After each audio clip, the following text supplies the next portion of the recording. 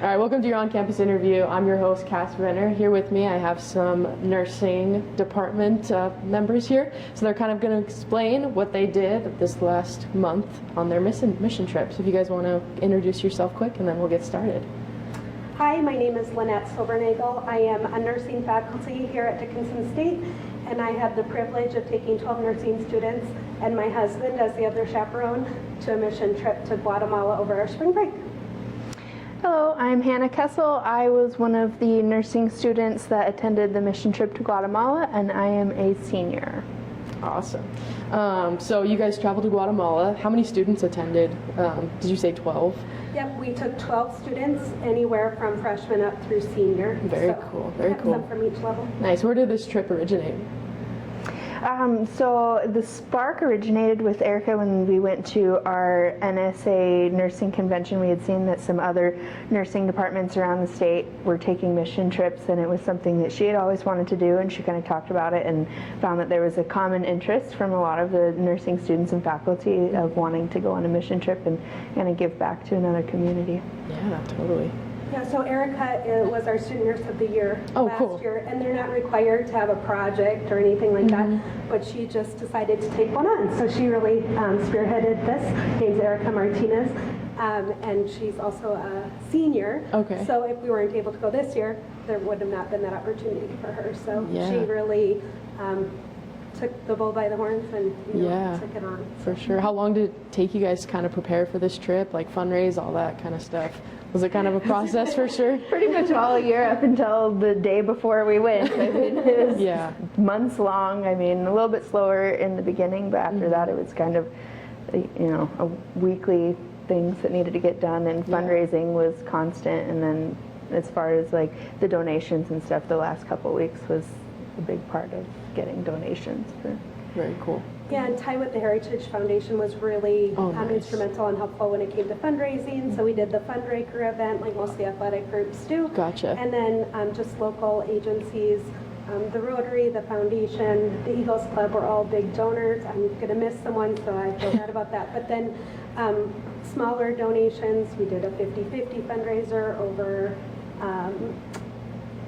homecoming, so that was a big one. Nice. A good football game. So the students every student was required to participate in some of the fundraising in order to take the trip. So they really embraced that. Gotcha. Can you guys kind of run me through like what you guys did from day to day, different activities and stuff? Yeah, so we got to go to the God's Child Project in Guatemala, and they kind of gave us a rundown of their wonderful organization. We got a tour, and I found that story to be pretty moving. They had taken a landfill and turned it into this like beautiful garden oasis, so it was just kind of a safe haven for the community in the area. So we got to see that, and we got to do home visits with local families where we just like came in, brought some of the donation goods, got some good one-on-one time with these families, really got to know some of these kiddos. We also got to do a vegetable distribution, and we distributed some of the rest of the goods that we had brought for donation. We also got to build 3 homes for 3 different families. So that was kind of the biggest piece that I really enjoyed, was just like getting to put in those labor-intensive sweat equity hours and then see just the emotion behind these families and how much of a difference that we really got to make. That's amazing. Amazing. Yeah. When we first got there, we got to do some touristy things. They took us to a beautiful lake area in Guatemala, and where we spent most of our time was in the Antigua area of Guatemala, and the homes we built were in the outskirts of Guatemala. And it's interesting when we say homes, because they're nothing like homes we think of here. Everything was built by hand. We sawed we didn't have any power tools at all that we utilized. So they were 12 by 16 structures. The difference between them and where they were currently living is they had concrete floors, and these families for the most part had dirt floors prior to that. And they had locking doors and locking windows, which was something they also didn't have in their current homes. The family, we were able to be on the same build team. The family we built for, their existing structure was then going to become their kitchen area. Cool. So we were also able to get them a stove and a water filtration system for all 3 homes that we built. And we were fortunate enough with our home to buy them also bunk beds. So Nice. that was really nice. We also, with the God's Child Project, there's a home called Casa Jackson for malnourished children, and they're typically birthed to age 2, but they can take them up to age 18. Okay. It's for children. And it was interesting to see, they said most of the malnourishment comes because of water. Oh. Because of them drinking water when they're in their, like from age 1 to 2, they get Wow. sick from the water. Jeez. So that was really humbling, Yeah. to say the least, knowing that we're so fortunate to have We our are. clean water. And their water didn't look dirty. It was very clear when we looked at it. But these water filtration systems, I asked about them, they clean out like 99.9% of all impurities, and they're just a bucket with a filtration system. Wow, that's So, kind of amazing. It's pretty amazing. Yep. Simple like that, I Right. guess. Wow. Geez, so what are some of your biggest takeaways from this trip and things you can kind of bring back to campus? So I think my biggest takeaway is just that there is so much more to experience in this world, and that we are so fortunate to have such a wonderful, supportive community, but there are so many people out there that don't necessarily have the support that we do. So it's just really an amazing experience for me to be able to go and bring some of what I love so much about our community back to someone else and see just the joy that we can bring to other people. Totally. That's something that I can move into my nursing career, and I'm definitely never going to forget this experience. That's for sure. That's amazing. Very cool. I think for me, each build team was led by one gentleman who led the build team, and then it was 5 of us with that gentleman. And one of the gentlemen was one of the first kids taken off the streets by the God's Child Project. Okay. And so to see him progress from where he said he'd probably be dead, right? Otherwise, have his own home and his family, has a couple kids. Another of the young men, he had had a home built for him when he was 7. Oh, wow. And so that just kind of that cyclical helping other people. But honestly, the biggest takeaway for me is just the blessing of being lucky enough to be born where I was born. Yeah. Because talking to the host, we stayed with the host family there. She said, especially the young girls who are in poverty, the likelihood of them ever getting out of that is very small. And knowing in the United States that with the right resources, even those in poverty can get out of Yeah, that. find opportunities. Yeah. And so, to be able to come home and take a shower and not care if water gets in my mouth and eat whatever food I want to eat and sleep in a bed. Totally. It's just, Yeah. it's really, for lack of a better word, humbling. I feel like, we made an impact, but really so little. But I think what we can do for DSU is to come back and share that experience and encourage other people to be part of organizations like that. Yeah. Because when we all do a little bit, it can make a big difference. Totally. I agree. I like that a lot. Very cool. Well, awesome, guys. Thank you for sharing your experience. Very cool things you guys are doing. So I appreciate it. Thank you.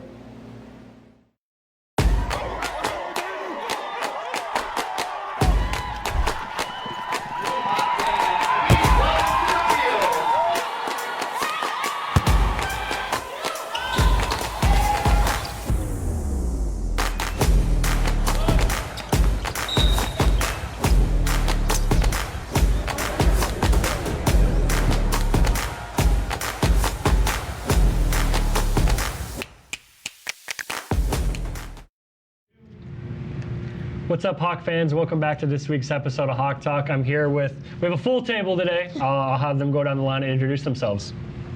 Sorry. My name is Emma Welch. I'm a freshman in the TRHLP and on the golf team. I am an elementary ed major, and I am from Bowman, North Dakota. Hi, I'm Heather Cabrel, and I am from Dickinson, North Dakota. I'm majoring in elementary ed, and I am also a part of the TRHLP. Hi, I'm Dr. Deborah Dragseth. I am the professor, the Baker Boy Professor of Leadership at Dickinson State. I've been there since 1989, so I'm the longest serving professor at DSU. Whoa, that's how you get the Baker Boy title. That's I how saw you that. get the, I was going to put a question like, how does it feel to be the Baker Boy Professor on campus? My children call me Dr. Donut. So I like that. Yeah, I like that a lot too. What brought all of you to DSU? I came to DSU because it's close to home and also it has a great education department. And I also got the opportunity to play golf, which was kind of up in the air for a while, but then I decided to talk to Dad and he was like, sure. And I was like, okay. Sounds good. I came to DSU. Obviously, I was born and raised here, so it was kind of like a no-brainer, but also with having family member ties here to keep that Blue Hawk legacy going. Nice. Awesome. And yeah, I came to DSU, as I said, in 1989. I was just looking to be here for a year. Yeah. I was actually on my way to University of Minnesota. So I was like, oh, I'll see if I like teaching full time. Got here, loved my students, loved the just the ethos of the town and the community. And yeah, so 34 years later, I'm still here. It's crazy. Still kicking. Love to see it. You guys are obviously here for your leadership conference. Shameless plug with the mug right here. Can you tell us a little bit about that and what that is essentially? So we are putting together this Leadership Rising class for our study tour class that we have to take as TR scholars. And we are having 3 speakers come, and Baker Boy is sponsoring it, and the School of Business and Entrepreneurship and the TRHLP are all in collaboration with this. It's going to be a fun event. Dr. Dragseth, do you want to add a little more on that? I do. I teach the TR Honors class, and it's freshmen. So I have 9 freshmen in this class. It's just stunning, the level of maturity and the things that they're doing. Emma's on the registration committee. Heather's on the marketing committee. So I'm teaching this class, and normally we would go to a conference. Like, so one credit class will go to a conference. And I thought, just, you know, you have those weird ideas at night or over the weekend, and I'm like, why don't we put on a conference? Oh, yeah. Why would we just go to one? Let's just do one. And talk to my boss, the president of the university, talk to the Theodore Roosevelt Honors Program Director, and they thought it was a fabulous idea. Gave the concept to my 9 students, and they have been amazing. They have helped design things. They've helped me choose the speakers that we're going to have. They're just everything. We meet every week, and it's super exciting. We've got probably well over 100 people now signed up, and so we're hoping for 200. Hoping for 200. Yeah, but we got a few weeks left to go, and yeah, it's going to be a lot of fun. We have some great speakers. Anything you want to add to that? Yeah, so I guess I'll introduce our speakers. So our first speaker is Command Sergeant Major Scott Obergawish. He has a distinguished military career, and he'll be kind of talking about his background in that. We'll have a special recorded message from Scott Mullender. He's the founder of Hat World /Lids, and so he's going to tell us kind of his journey on how he got to there and doing that. And then we'll have Nancy Sibernagle, who has over 25 years of experience in mental health, and she'll kind of, after our first 2 speakers talk, she'll kind of tell us about like how they kind of got there and the background with that and mental health. Okay. Right, and Scott is an alum from Yeah. Dickinson State University, so several years ago he sold Hat World for a lot of money. Yeah. It was a very successful entrepreneurial event, and Scott Obergawish, also a DSU alum, and he has been in the military for a number of years. I think one of the cool things that he's going to talk about is he was actually stationed in Germany and was there when the Berlin Wall was taken down. Nice. So, of course, the theme is leadership influence. So we tried to pick speakers who had that type of influence. And then Nancy Sibernagle has worked with the Red Cross for a number of years as a volunteer, and she's been all over the United States. Like when the crisis has happened, they'll fly her there to help with people in their mental health. And she's also been in like 3 different countries on those mission trips, helping with mental health. She was the North Dakota Counselor of the Year when she lived in North Dakota. She now lives in South Dakota. So we think it's a pretty good, Yeah. Pretty elite lineup, pretty in my elite opinion. line of people. All right. Well, that's very exciting. That's on April 23rd? That is on April 23rd. And is there somewhere people can register to attend that? Yes, it's really easy, dickinsonstate.edu/rising. Hope you guys wrote that down at home. Make sure you attend that. Elite lineup, like we said, that's like the 19 whatever Team USA basketball of leadership. So, Right. And because we have sponsors and we got a grant to do this, it is totally free to sign up. Totally so free. you just need to go to Eventbrite. Why wouldn't you sign go? up. Let us know wouldn't you're you? going to be there. If you're if you sign up as a VIP, and I think we have about 30 VIP positions left, you actually get a gift when you walk in the door. So free stuff? Okay. donuts, gifts, amazing Mug speakers, cookies. a mug From Dr. Absolutely. Donut? Are you kidding me? Who wouldn't want to do that? Okay, so we'll kind of get back to our whole DSU talk. What is your favorite memory since coming to DSU?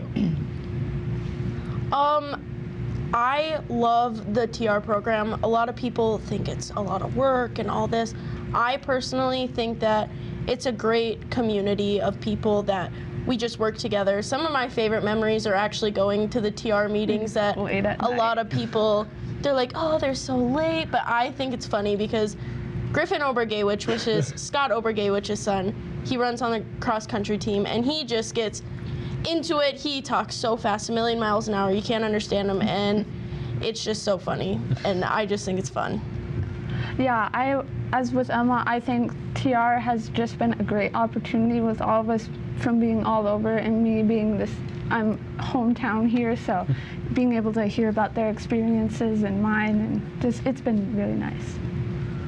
And I was actually the director of the TR program a number of years ago, and I love these students. I mean, imagine that. Yeah. 9 freshmen, like they are brand new. This is their first Yeah. year at Dickens State, and they're jumping right into and giving so much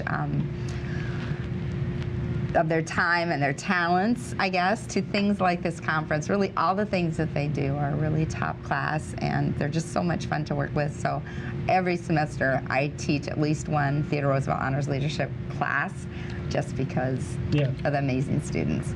I love it. All right, here's that random question I warned you about. Uh-oh. Would you rather be stuck 100 years in the past or 100 years in the future? Well, based on the time, like, if we were to go back 100 years right now, it's the Dust Bowl, the Dirty 30s, the Great Depression. I do not want to do that. It'd be the Roaring 20s. That's when they're having Yeah. so much fun. I think your math might be off. 1924?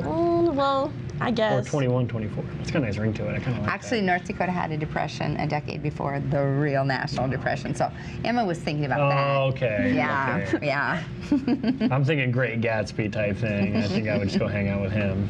But that's just me. I think I would kind of want to go 100 years into the future. I think with the way things are evolving and going, I think it'd be interesting to see what we are like and what technology goes to.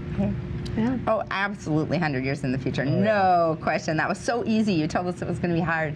If I went 100 years back in the past, I couldn't get a checking account. I couldn't own land. Could I vote? I don't know. I'm not a history professor, but I was close.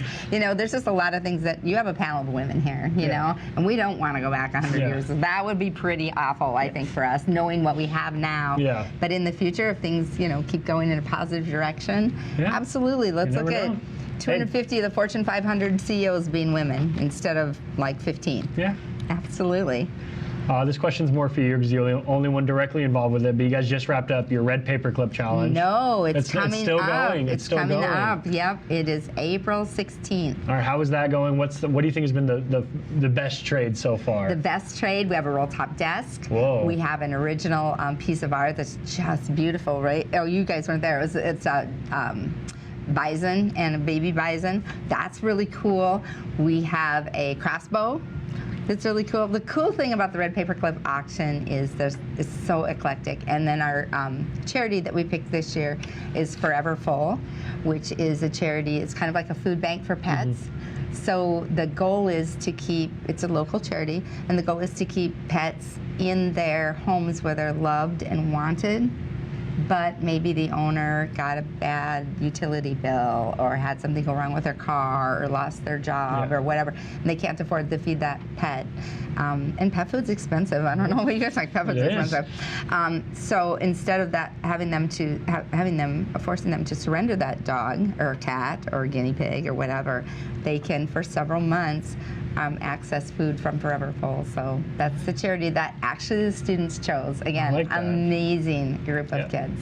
And for those of you that don't know, the Red Paperclip Challenge, it's the business. It's the business program. Ethics class. They start with a red paper clip, and whoever trades the highest up or gets the most value. Do you decide a winner? It's not a competition. The winner is Forever Full. Winner is Forever Full. I like that. So we will have an auction site set up in about 2 weeks where people can go online and bid, or they can actually give to Forever Full. It's a 501c3. So it's tax deductible, and some cool stuff. And we aren't even at our last trade yet. We still have another trade to go. So. I am one of the people that traded with one of your students. I was the one that gave Carson Hunter the football jersey. Thank you. Gave me that water That's bottle. Been traded off already. I know. He told me. They traded for another jersey. I was like, dude, you didn't go anywhere with that. I should be in that class. Our final question, we asked this to everybody who comes on to Hawk Talk. What does DSU mean to you? DSU is like a community for me. Like, it's like an escape from the small town life that I lived before. And some people think, like my roommate Cheyenne, she came from Chicago, and she's like, this is so small, I can't handle it. For me, Dickinson's the big town where we come to get groceries, we come to shop, we come to get away. Go to a movie. Yeah. So I really like Dickinson in that nature. Like, it's a nice escape from Bowman, even though I love it and I plan to go back. I just needed time away, and I just think that this community and like these people here are just amazing, and they're so kind. North Dakotans are so kind. Yeah. Debatable, but we'll carry on. DSU, obviously I've grown up here, so my entire life DSU has kind of been a big thing coming from here, so it was a no-brainer when choosing it, and so I kind of like that atmosphere that they make you feel like it's community or family, you know. Even the Dickinson community, big supporters of DSU, so I just love that environment of support. So my undergrad degree was from Dacotah State in Madison. I know, right? That always brings a moan out of my students. Like, we just don't like them. But we don't. Anyway, but that size of a school, I really liked. And when I thought about University of Minnesota, University of Nebraska, staying at Dickinson State, it just seemed like something that I wanted to do. It's if your viewers are old enough, they're going to remember the TV show Cheers. Okay, and part of their song, it's like where everybody knows your name. Norm would come in to be Norm. That's what I feel about Dickinson State, as opposed to a university with 100, 200, 300 people in class, and you're just, meeting out this information from us, like the sage on the stage. We're really interacting. I feel like I know these students, and that they know me, and it's just, it's that type of, it's overused, but it is like a family. Maybe second cousins. Something like that. 3 times removed. 3 times. Hey now. All right, well, that's all I have for you guys. Thank you for coming on. Make sure you sign up. Use the links she gave you to sign up for this.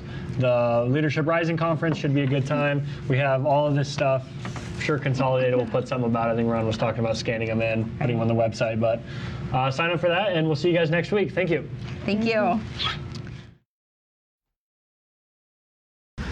Welcome to the Hawk Talk segment, A Minute with Easton, where we give President Easton 60 seconds to answer a question. So in a previous interview, you said that you like to travel. What's the weirdest place you've ever traveled to? Oh, wow. What's the oddest? My wife and I have taken a couple of trips to Alaska and walked on a glacier. Wow. It's funny. We had a little trip to see the Northern Lights, and then and that was fun in Norway. But that wasn't weird, but it's kind of odd for a North Dakotan to go even further north. And we got back home and saw an even better version of the Northern Lights. By the way, quick recruiting point for Dickinson State. You ever want to see a really good display of Northern Lights within the continental U.S.? We got you covered. You can drive over to the Theodore Roosevelt National Park and see them. There must be some other ones, but I can't think of really strange ones right now. No, that's perfect. That's time too. Thank you so much for your time. Hello everyone, I'm your host Cheyenne, and let's get into this week's recap. Men's and women's outdoor track had a stellar performance in Billings to open their season, with the women's team placing first by more than 50 points, and the men's team placing third out of 9 teams. They head to USD this weekend. Baseball traveled to Mayville and won 2 out of their 3 games this weekend, then proceeded to beat NCAA Division II University of Mary this past Tuesday. They head to Dacotah State to continue NSAA play this weekend. Softball competed at Bellevue and dropped a tough series, but they open their at-home play this weekend against Waldorf, so make sure to head out to Bravera Field to support the Blue Hawks at home. Cheer competed at the NAIA Championships and placed 5th, bringing home another top 5 finish for the 3rd consecutive year, so that's really exciting for them. Golf heads out on Sunday to start their spring season in Mitchell, South Dakota. A big thanks goes out to our sponsors and viewers. Don't forget to follow us on social media at DSU Foundation. And as always, Hawks are up.